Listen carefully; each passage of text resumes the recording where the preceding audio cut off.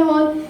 Ginagawa mo yan sa ating Panginoon Jesus, kaya alam niyo po, yung ginagawa niyong pagkanta, ginagawa niyong pagpupunta po dito sa church, ginagawa niyo po pag-awit sa Panginoon, higit sa lahat, ginagawa niyo po na hindi po kayo uma-absent sa ating gawain po pagdating sa Lord. Alam niyo po, kitang-kita ng Lord po yan. Kaya ang Lord, hindi lang simpleng palakpak ang ibibigay sa'yo. Every day, day by day, ibibigay sa'yo ng Lord ang pagpapala na nagmumula sa harian ng ating Panginoon. Amen?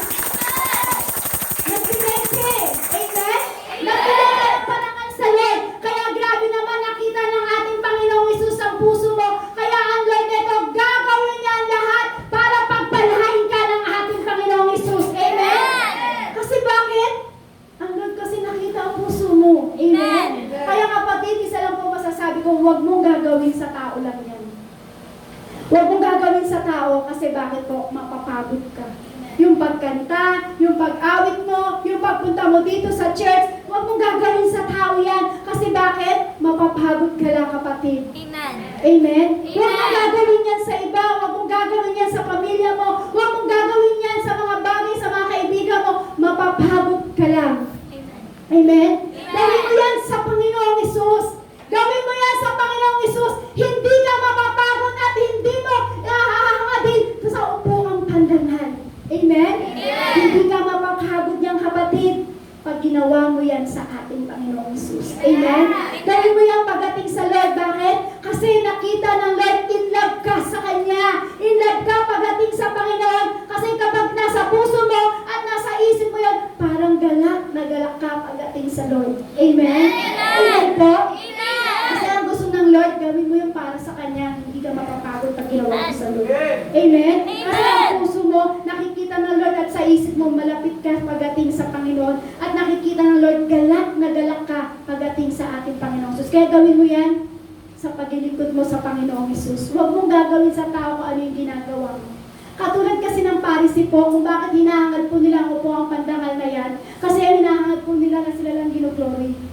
Pero alam niyo po, napapagod po sila. Pero ito po ang gusto ng Lord.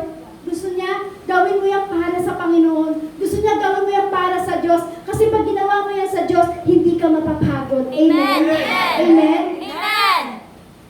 Amen po? Amen. Kasi ang gusto ng Lord, tayo ay maging isang tulad ng isang bata. Amen? Amen. Huwag natin titignan kung ano yung ginagawa po sa atin ni Pastor. Kasi pag tinawa mo yun, pag tinignan mo yun, mapapagod ka lang. Amen? Huwag mo nang titignan kung ano ginagawa ng leader mo, mapapagod ka lang. Gawin mo yan kung ano yung tinuturo sa'yo ng pastor mo at ginagawa mo yan para sa Panginoon, hindi ka mapapagod at hindi mo hahangadin ang upuang pandangal.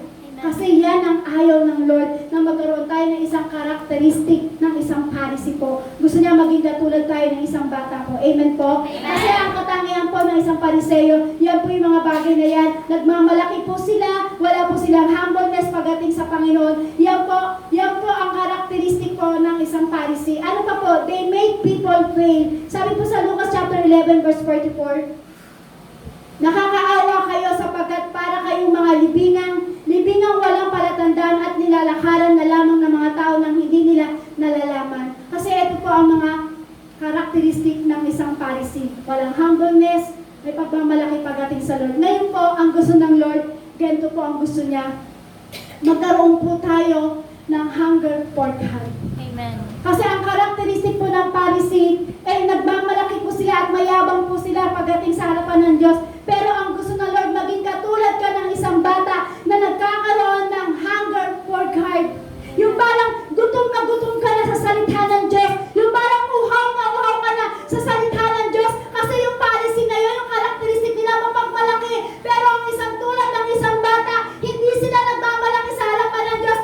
Bagkus na uuhaw sila sa salita ng ating Panginoong Hesus. Amen? Amen po? Amen. Ano po ang gusto ng ating Panginoong Hesus? Kailangan maging hunger tayo pagdating sa salita ng Diyos. Basic lang naman po yung sinasabi ko. Napaka-basic lang po yung tinuturo ko po sa inyo. Napaka-basic po yan yung sinasabi po ng Diyos po dito. Kaya lang po minsan, yung kung ano po yung pinaka-basic, yung po yung minsan hindi natin nagagawa. Napaka-basic lang naman po, di ba, pag sinabi magkaroon tayo ng humbleness. Pero minsan, yung pa po, minsan ang hindi natin natin nagagawa. Minsan, ang taas-taas pa rin natin pagdating sa harapan ng Diyos. Minsan, ang taas-taas pa natin pagdating sa harapan ng ating kapwa. Ang gusto ng ating Panginoong Hesus, dapat hungry for God.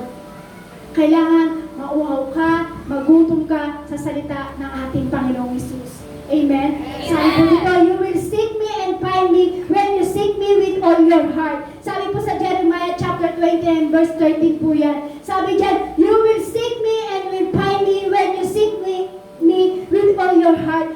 Sabi niya, kapag ako'y hinanap mo at kapag ako'y hinanap mo, masusumpungan mo ako. Kaya kapatid, pag ikaw nagugutom ka sa salita ng Diyos, nauuhaw ka sa salita ng Diyos, pero hinanap mo siya ng todo, masusumpungan mo ang ating Panginoong Hesus. Katulad ng isang bata na siya'y mabilis magtiwala sa Lord, hinahanap-hanap niya ang Diyos na ito, nauuhaw siya sa salita ng ating Panginoong Hesus. Kaya alam niyo po mga bata, sinasamahan ng ating Panginoong Hesus. Amen. Kaya kailangan ganoon din po tayo. Dapat gutom ka, dapat uhaw ka sa salita ng ating Panginoong Hesus. Hanapin mo ang Diyos. Pag hinanap mo ang Diyos, masusumpungan mo ang ating Panginoong Hesus. Amen? Kaya alam mo po, pag tayo po ay lalayo sa ating Panginoong Hesus, hindi po natin siya makikita. Pero pag nakikita, pag hinahanap mo ang ating Panginoong Hesus, masusumpungan mo ang ating Panginoong Hesus. Amen. Kaya kapatid, huwag mong hahayaan na lumayo ka pagdating sa ating Panginoong Hesus. Hanapin mo siya kapatid. Amen. Kung paano ang bata na nangungulit at naghahanap sa magulang niya pag nagugutom na, ganun ka rin kapatid. Kung paano ang isang bata pag nagugutom na, hinahanap niya ang kanyang nanay, hinahanap niya ang kanyang magulang para siya ay makakain na. Pero kapatid, ikaw, maging tulad ka ng isang bata, magutom ka at mauhaw ka sa salita ng Diyos. Hanapin mo ang Lord, sabi niya, you will seek me and find me when you seek me with all your heart. Pag hinanap mo ang Diyos, masusumpungan mo ang ating Panginoong Hesus.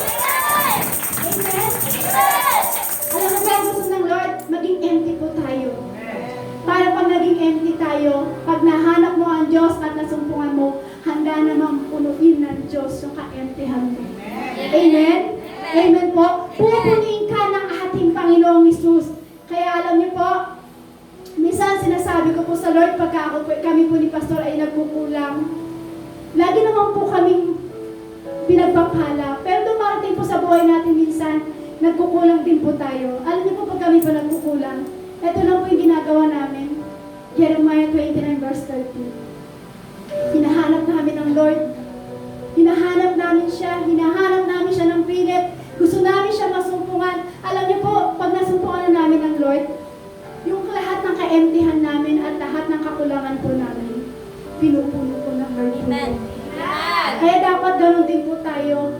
Hanapin mo ang Diyos. Kung meron kang kakulangan, kung meron kang ka-emptyhan, hanapin mo ang Diyos. Kung meron kang kung wala sa iyo ang kababaang loob, hanapin mo ang Diyos, ibibigay sa iyo ng Lord yan. Kasi sabi niya, kapag ako'y hinahanap niyo, masusumpungan niyo ako. Kaya sabi nila, mastering humbleness. Kaya alam niyo po sa panahon ngayon, marami na po talaga ngayon na walang humble. Hanapin natin ang Lord. Mauhaw tayo sa presensya ng ating Panginoong Hesus. Alam niyo po, magkakaroon po tayo ng humbleness.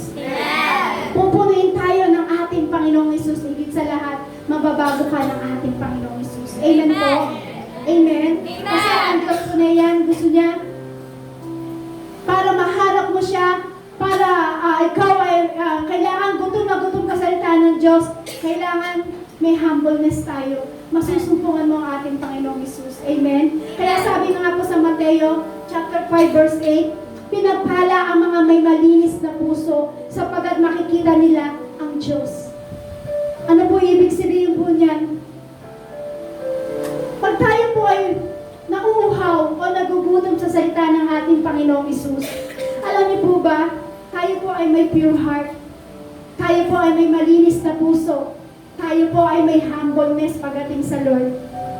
Kaya pag nakita po ng Lord po yung pagpapalain po tayo. Amen po. Amen.